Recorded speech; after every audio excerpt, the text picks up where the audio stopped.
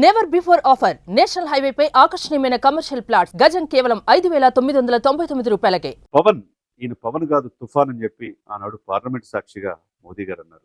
ఒక్కసారిగా దేశం మొత్తం రాజకీయ నాయకులంతా ఆశ్చర్యపోయారు. అంటే పవన్ కళ్యాణ్ గారిలో చూసిన ఆ పరిపక్వత, ఆ పరిణితి చెందిన రాజకీయ నాయకుడిని ఆ రోజే మోదీ గారు గ్రహించారు. కట్ చేస్తే ఈరోజు నా మిత్రుడు పవన్, నా సోదరుడు పవన్ తుఫాన్ అని చెప్పేసి రజనీకాంత్ గారు అన్నారు. రజనీకాంత్ గారు 50 సంవత్సరాలు సినిమా రంగంలోకి వచ్చి 50 సంవత్సరాలు పూర్తయిన సందర్భంగా అనేక మంది ట్వీట్ చేశారు, అనేక మంది అభినందించారు.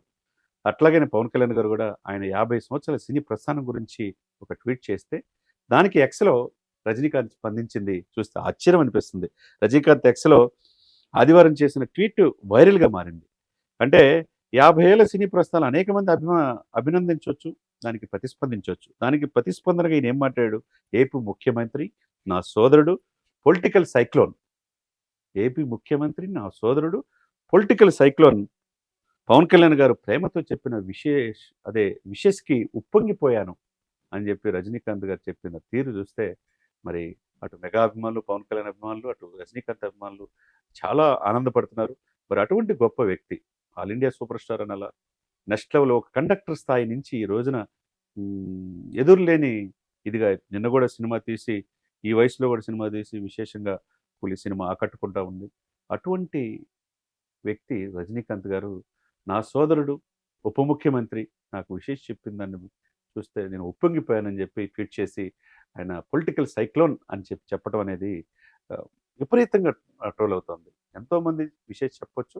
దాంట్లో రజనీకాంత్ గారు పవన్ కళ్యాణ్ గారిని ఉద్దేశించి చేసిన కామెంట్ అనేది వైరల్గా మారింది. ఏదైనా కానీ నిజమే, పవర్ స్టార్ పవన్ కళ్యాణ్ సినిమాలకే తప్పితే రాజకీయాలకు పనికిరాడు అనుకున్నారు. దశాబ్దం పైన పోరాడి 21% గెలిపించుకొని అటు 121 టీడీపీ, అటు బీజేపీని కూడా గెలిపించగలిగి 164 ఎమ్మెల్యేలు, ఎంపీలు గెలిపించుకోవటమే కాకుండా రాష్ట్రంలో అధికారంలో ఉన్న 151 సీట్లు ఉన్న అధికార పార్టీని గద్దెదించి 11కి పరిమితం చేయటంలోనూ ఆయన పాత్ర ఉంది.